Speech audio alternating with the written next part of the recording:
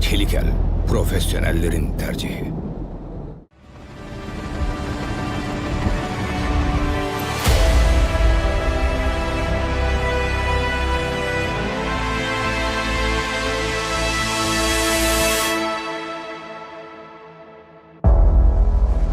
Çelikel, profesyonellerin tercihi.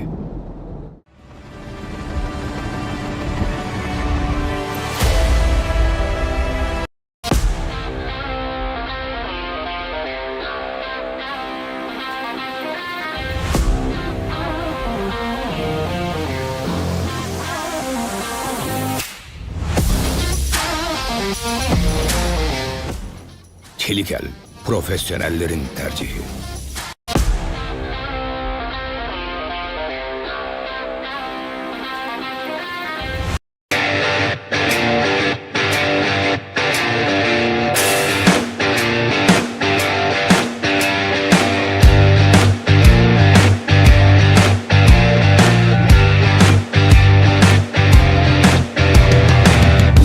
Çelikel, profesyonellerin tercihi.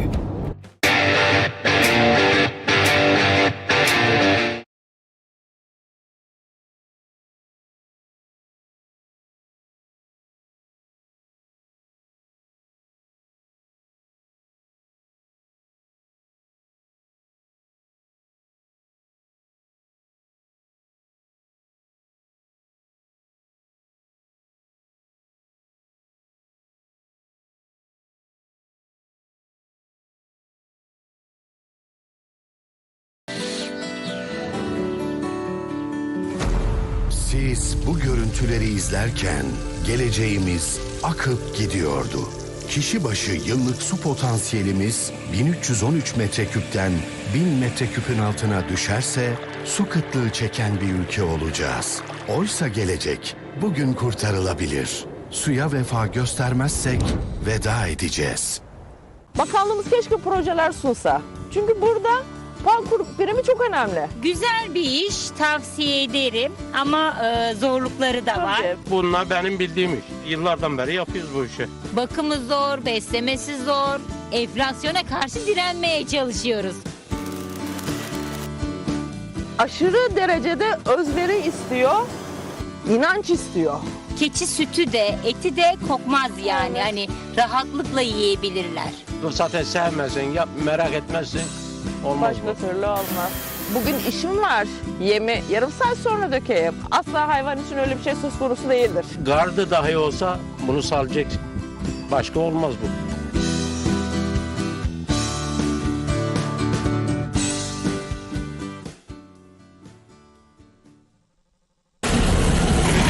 Valentine ile işçiliğin sonu, verimin başlangıcı. Çelikel'in katkılarıyla hazırlanan Çiftçiden Haber devam ediyor.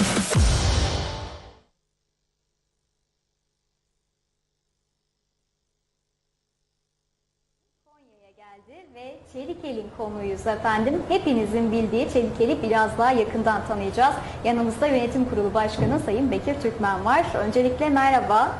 Merhabalar, hoş geldiniz Aybüke Hanım. Hoş bulduk. Tabii sizlerle birlikte olmak bizleri mutlu ediyor. Çok da güzel ağırlanıyoruz. Çok teşekkür ediyorum öncelikle. Estağfurullah. Konuşacak çok konu var. Herkesin gönlünde bir Çelikel vardır dedik. Geldik bugün sizlerin yanına. Tabii Çelikel'den bahsedeceğiz ama zaten anlatılmayacak kadar tanınıyorsunuz. Herkes sizleri tanıyor. Herkes tarafından Estağfurullah. biliniyorsunuz. Evet. İşte 62'de Yozgat'ta başlayan, aslında küçük bir yerde başlayan yolculuğunuz bugün 5 kıtaya kadar uzandı değil mi? Sizden 6. dinlemek istiyorum. 6 kıta oldu mu? Yani bir Antarktika'da da hayat olmadığı için oraya gönderemiyoruz. Şahanesiniz. Yani 100'den fazla yerde varsınız Evet, bu halde. 120'nin üzerinde ülkede ihracatımız var çok şükür. Çok güzel.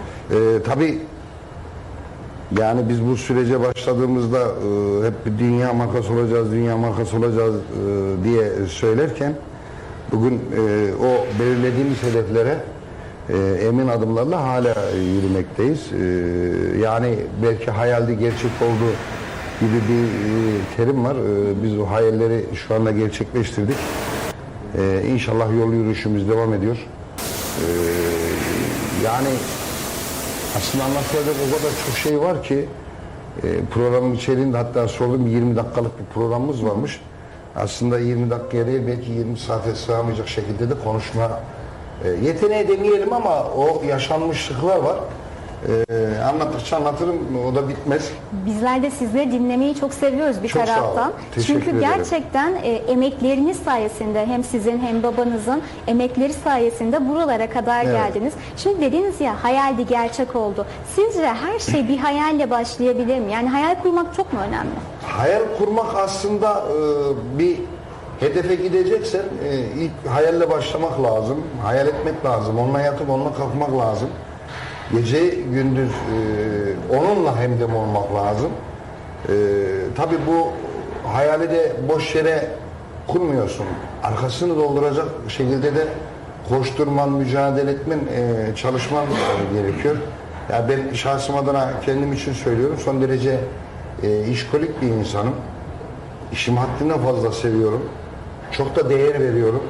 Çünkü yani insanlığa hizmet, hakka hizmet şiarıyla hareket ediyorum. Ben hep şunu demişimdir, çiftçinin alın teri parayla, pulla, maddiyatla ölçülecek gibi değildir. Çünkü gerçekten çok değerlidir. Ben kendim hep müteakip defalarda söylüyorum, ben kendim köylü çocuğuyum. Bundan da gerçekten gurur duyuyorum. Çünkü köylü milletin efendisidir. Ulu Önder Mustafa Kemal Atatürk'ün dediği gibi de köylü milletin efendisidir. Biz efendi olmaya gelmedik, biz hizmetkar olmaya geldik. İnşallah yol yürüyüşümüz devam ediyor. Aynı aşkla, aynı şevkle, aynı heyecanla ve aynı inançla yol yürümeye devam ediyoruz. Şimdi tabii sorularınız varsa onlardan da Elbette hem gündemi değerlendireceğiz. Çünkü biliyorsunuz hakikaten meşakkatli bir süreç. Köylü milletin efendisidir. Atatürk'ümüzün evet bir sözü ama şu an birçok yerde üreticilerimiz bana bunu yazıyor aslında. Aybüke Hanım hani köylü milletin efendisiydi. Ne olduk biz ve ne olacağız diye soruyorlar aslında. O da önemli. Çünkü enflasyonist bir ortamda üreticinin üretim yapması gerçekten zorlaştı. Özellikle yani sizin sektörünüz yine hayvancılıktan bahsedecek olursak hayvancılık da çok zorlaştı. Keza aslında sanayi tarafında da belli başlı zorluklar var. Şöyle genel bir değerlendirme yapalım. Hem üretici tarafından hem sizin işiniz boyutundan şu an neler yaşanıyor? Şimdi tabii ülkenin geçmiş olduğu naif bir süreç var. Bunu hiç kimse inkar edemez. Ürün para etmeye deniyor. Tabii köylü arkadaşlarımızın alım güçleri son derece düştü. Bunun altındaki yatan sebepler de girdi maliyetlerinin çok yüksek olmasıyla beraber ürün fiyatlarının para etmemesi gerçekten çok sancılı bir sürece girdi. Ama ben hep şunu biliyorum ve buna inanıyorum ve bunu da hep söylüyorum ki dünyada her şey bitse tarım bitmez. Bu sektörün zaman zaman inişleri çıkışları olduğu gibi ama sürekli olacağıyla ilgili benim inancım her zaman olduğu gibi yine tamdır. Fakat bugüne gelecek olursak gerçekten çok büyük bir sıkıntı var, bir sancı var. Şunu da söylemek gerekirse, itiraf etmek gerekirse, sadece bizim sektörümüzle ilgili mi dersen, bizim sektörümüzle ilgili değil. Genel sektörlerin hepsinde gerçekten ciddi anlamda bir sıkıntı var. Yani tekstilinde de var, inşaatında da var, tarımında da var, turizminde de var bildiğimiz kadarıyla. Ama en büyük sancı bizim kar marjlarımız düşük olduğundan dolayı, çiftçinin kar marjları düşük olduğundan dolayı onun yansıması çok daha hızlı bir şekilde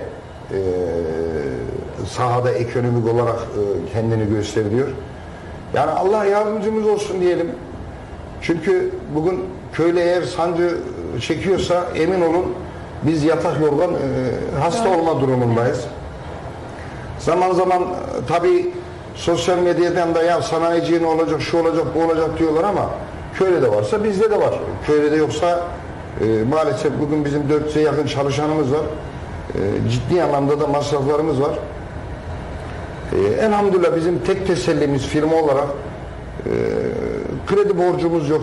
Çünkü bu kredi oranlarıyla ayakta kalan firmaları gerçekten ayakta alkışlamak lazım. Eğer ayakta kalabiliyorsa ayakta alkışlamak lazım. Yani bu ortamda artık para kazanmayı bırak, minimal zararlar bile ben kar olduğunu düşünüyorum. Tabii sektördeki meslektaşları da konuştuğumuz zaman şu anki sektördeki sanayi sektöründe bizim kendi meslek grubumuzdaki daralmanın yani toprak işlemecide farklı, işte tohum ekim dikiminde farklı, hayvancılık sektöründe farklı. Yani ben %70 ile %90 arasındaki rakamları duydum ki bunlar inanılmaz. Yani şimdi neye göre planlama yapacaksın, neye göre üretim yapacaksın? Şu anda elhamdülillah bizim en büyük gelir kaynaklarımızdan birisi işte o gün sancılı da olsa dünya markası olacağı derken ihracatımızı artırmamızın bugün kısmen de olsa bir konforunu yaşıyoruz. Çünkü iç piyasada ciddi anlamda bir sıkıntı var iç pazarda.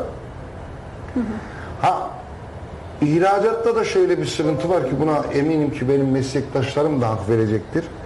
Hep diyorduk döviz aldı başını gidiyor ama şu andaki dövizin kuruna baktığımız zaman da inanılmaz derecede bir dengesizlik var. Nasıl bir dengesizlik var?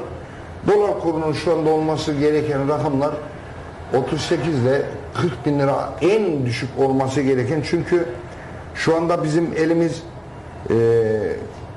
Türk sanayisinin bizim sektördeki paydaşlarımızın en büyük kozu kalite fiyat dengesiydi. Tabii yurt dışına satarken biz bunu TL ile satamıyoruz. Dövizle sattığımız için şu anda yabancı firmaların fiyatları emin olun bizim firmalarımızın altında kaldı. Eğer onların fiyatına verecek olsak külliyen zarar yazacak şekilde devam ediyor. Çok şükür biz bu konuda muzdaribiz. Belki şikayetlerimiz, serzenişlerimiz var ama işte oralarda da o ektiğimiz tohumların yeşermesiyle beraber en azından bizim ürünlerimizi yurt dışında da çiftçiler tercih ederken o marka algısının oralarda oluşmasıyla beraber biz bu sancılı süreci biraz daha az sancıyla atlatıyoruz diyelim. Sancı çekmiyor Yani demeyelim ama zamanında atılmış doğru sancıyla. adımların aslında bugün biraz daha ekmeğini yiyoruz gibi bir şeyler söyleyebiliriz tabii, aslında bu şimdi noktada. ilginç olan da şudur ki genelde Türkiye hep dış ticaret açığı veriyor. Bu bir gerçek. Belki sektörlerin içerisinde en az açık veren sektörlerden birisi bizim bulunduğumuz sektör. Devletin normalde bu yılların verilmiş olduğu emekle, mücadeleyle bir yere gelen o seviyeyi şu anda emin ol Türk firmaları Türkiye olarak söylüyorum ben bunu. Sadece firmalar bazına da indirgemek doğru değil. Çünkü biz Türkiye'yiz. Türkiye bizse bu elimizdeki kozu, bu avantajı kaybetmek üzereyiz ki bu ilerleyen yıllarda dış ticaret açığı vermeyen bizim sektörümüzün de bu süreç böyle devam ederse artık biz de ihracatçı pozisyona geçeceğiz. Çünkü bizim fiyatlarımız şu anda Avrupa firmalarıyla mukayese ettiğimiz zaman neredeyse 50-50 başa baş gibi geldi.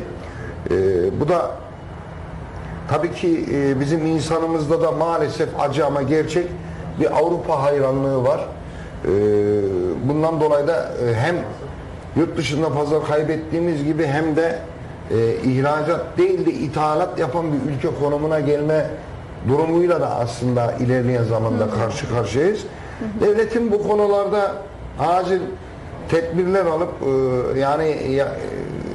çünkü devletin bir sürü imkanları var. Bu imkanları bu sektörde en azından stratejik bir sektör olarak değerlendirip sübvanse edecek şekilde en azından o aradaki kur farkını firmalara ihracat gerçekleşti. Çünkü neticede döviz kazandırıyoruz biz buna. Evet. Ama döviz kazandırmak için emek veriyoruz, mücadele ediyoruz, masraf ediyoruz.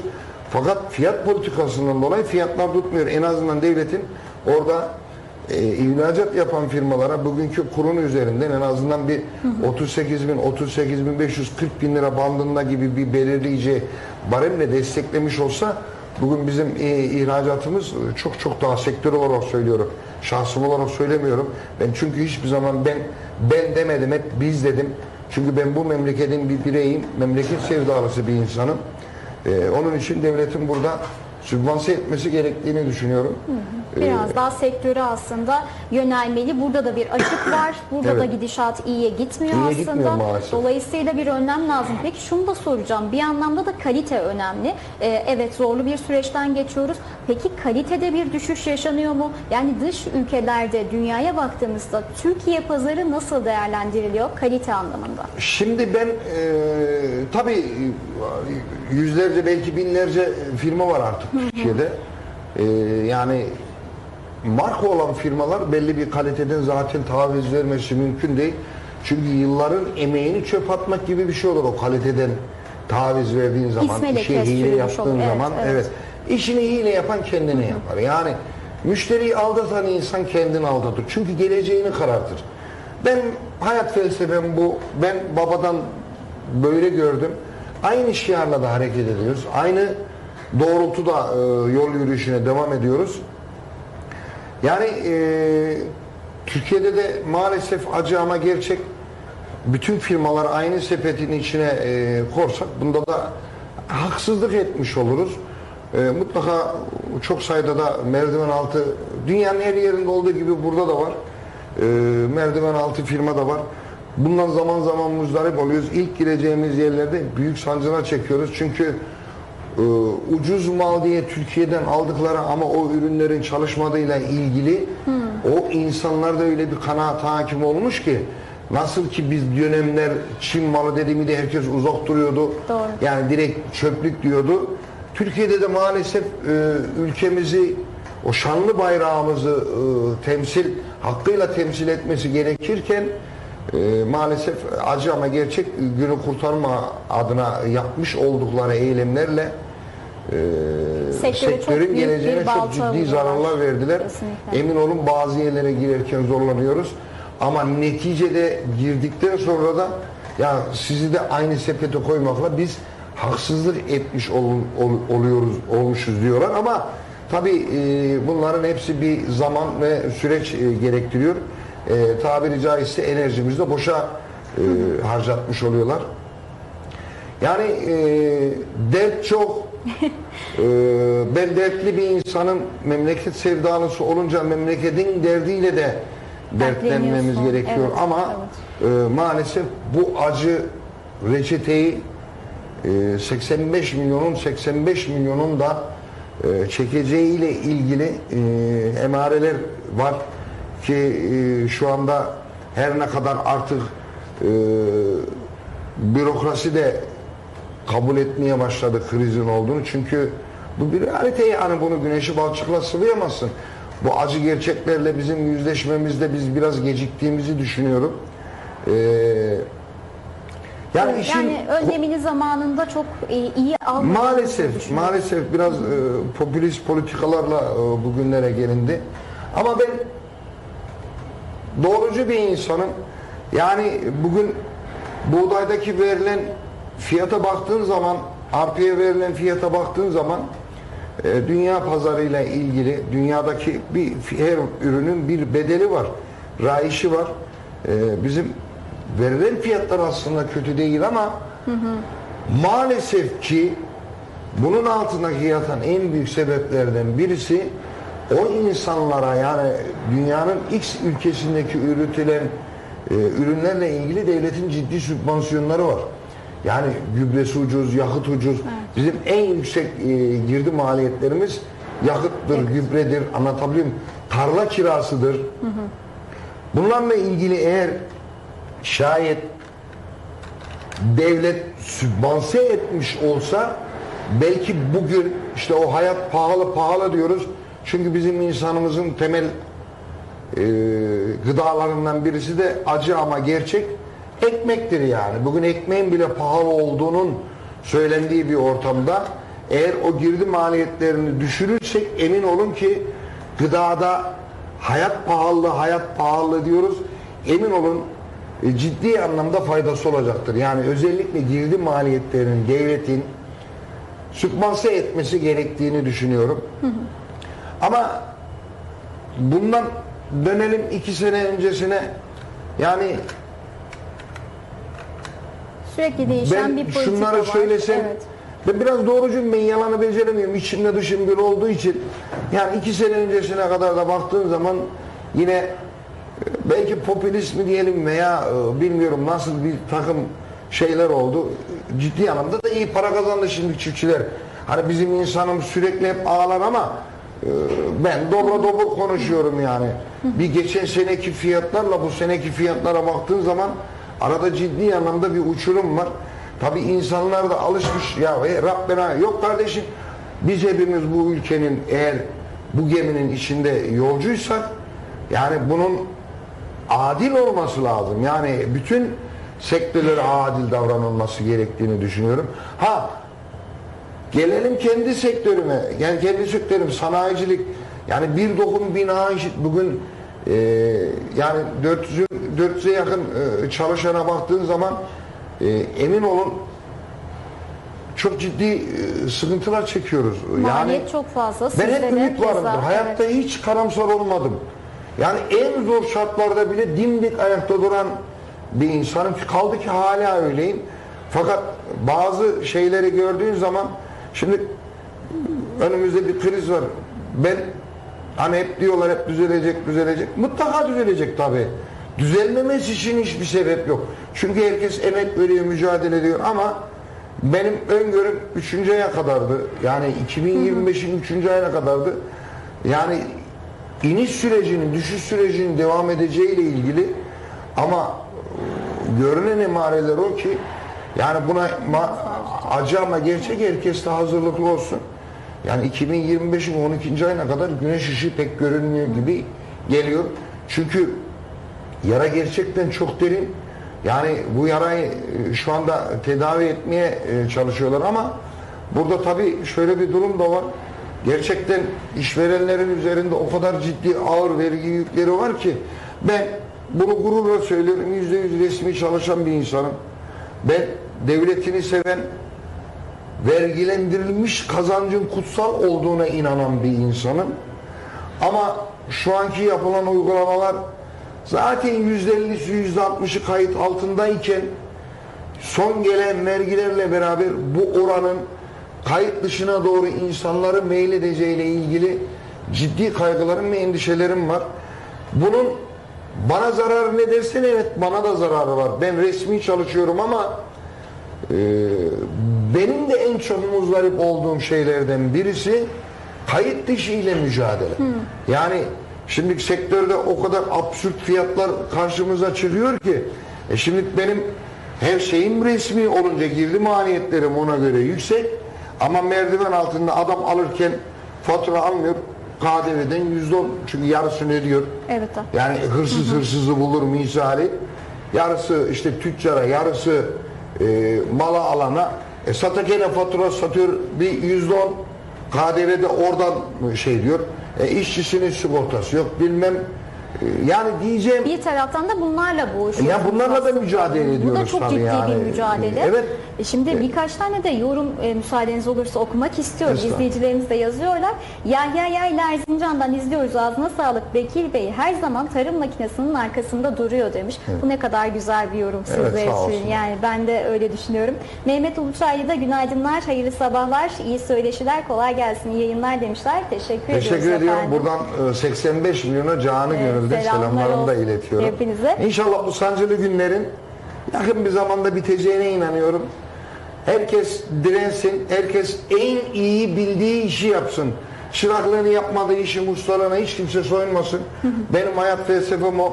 Ben belki 3-5 sektörde de girişimde bulundum, teşebbüs ettim ama hiçbirinde başarılı olamadım. Bu benim babamdan bana kalan kulağımda küpedir, nasihattır. Oğlum çıraklığını yapmadığın işin ustalığına soyunma derdi. Güzel. Onun için çiftçi çiftçiliğini yapacak.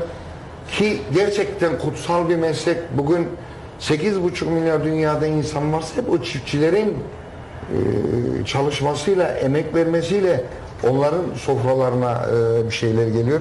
Aslında dert çok Aybüke Hanım. Yani o kadar şimdi gıda dediniz, çok, gıdadan da devam edilecek bir taraftan şimdi gıdaya erişim anlamında da birçok yerde yine bakıyorsunuz insanlar yeterli gıda da alamıyorlar. Bu da önemli bir sorun. Yani bizim bu yüzden bile çiftçimize sahip çıkmamız gerekiyor aslında ki. ya maalesef. Maalesef. Çünkü yani hayat olmaz onlar olmadan en basit. memlekette o kadar her şey bitti, güllük gülistanlık oldu. Maalesef köpekle yatıp köpekle kalkan bir toplum olduk.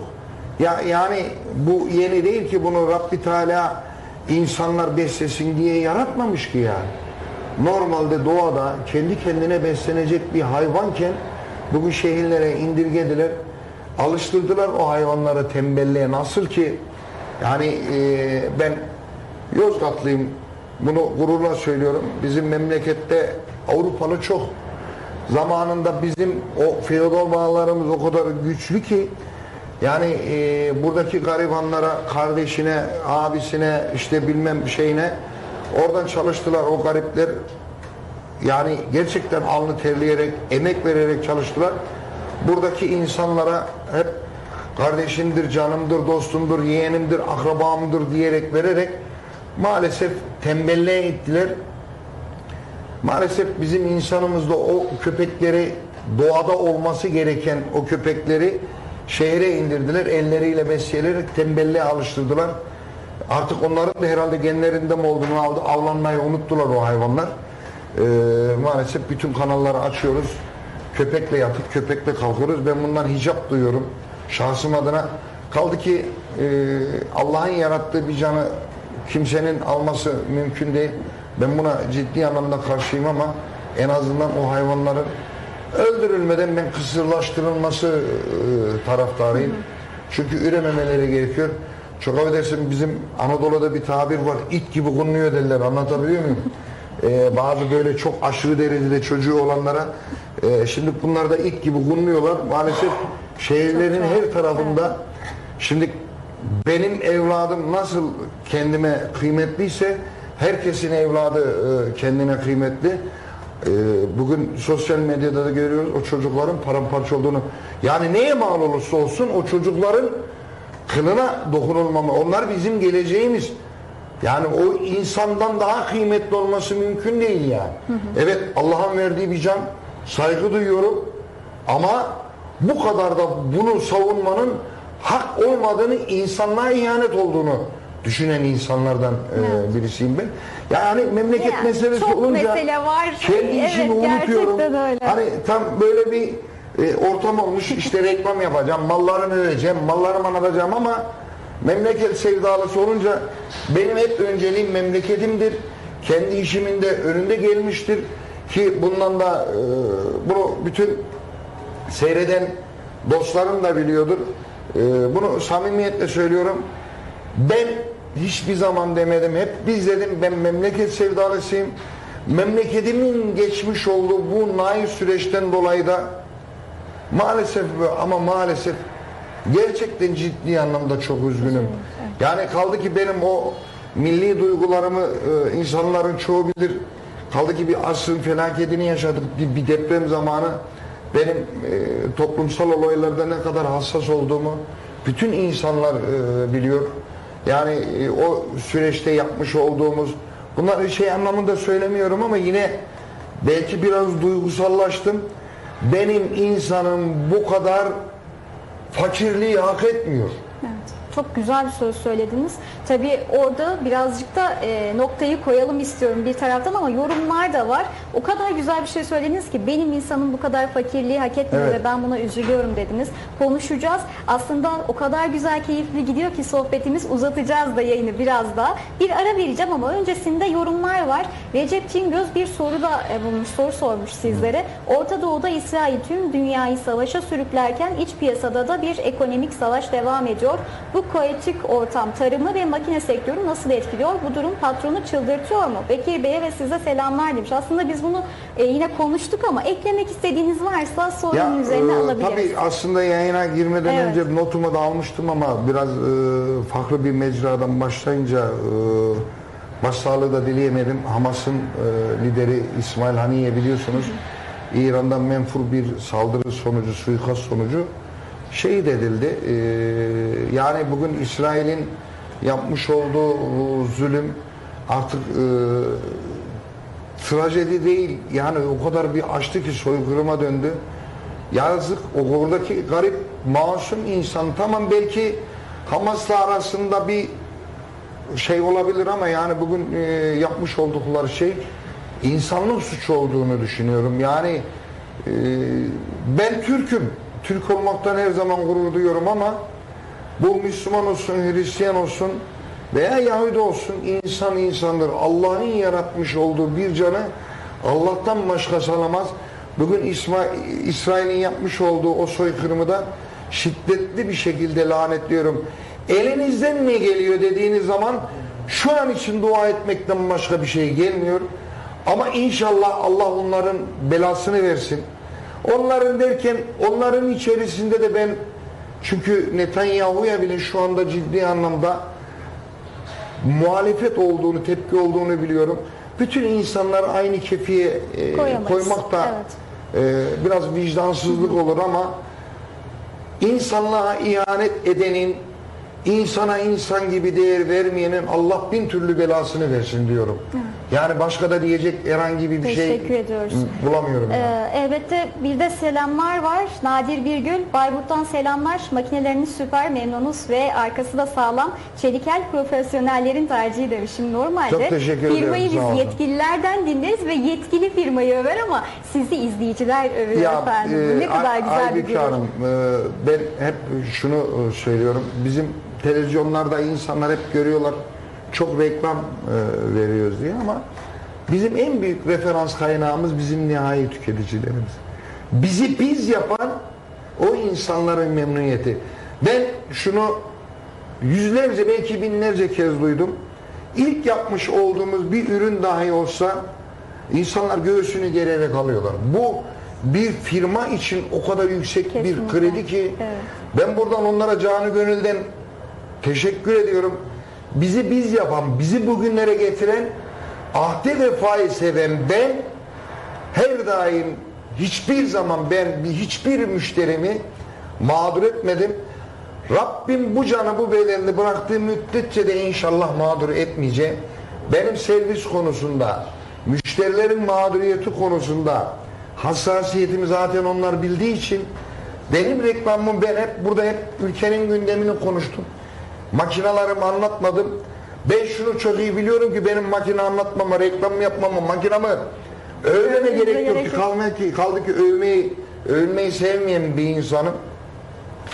Benim en güzel reklamı benim nihai tüketicilerim yapıyor. Ne kadar güzel bir Yani gurur gerçekten. bunun üstüne ben söz söylemek istemiyorum. Ben onlara Çelikel'in gerçek sahiplerinin bizim nihai tüketicilerimiz olduğunu Yani. üstüne basa basa söylüyorum.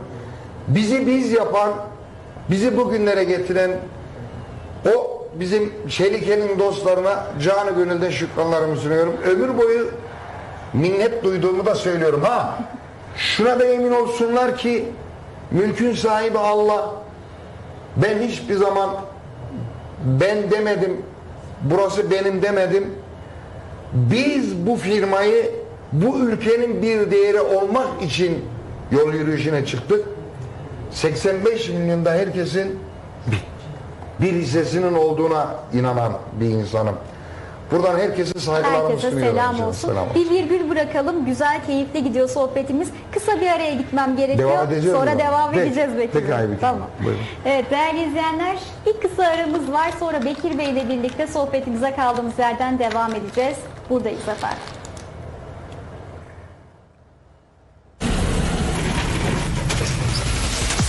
Balya sektörüne çelik el dokunuşu Valentine. Çiftçiden haber devam edecek.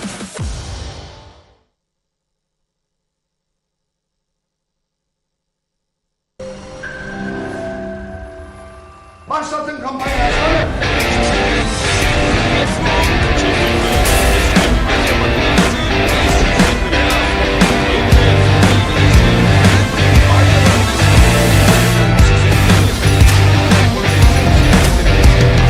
Çelikel, profesyonellerin tercihi.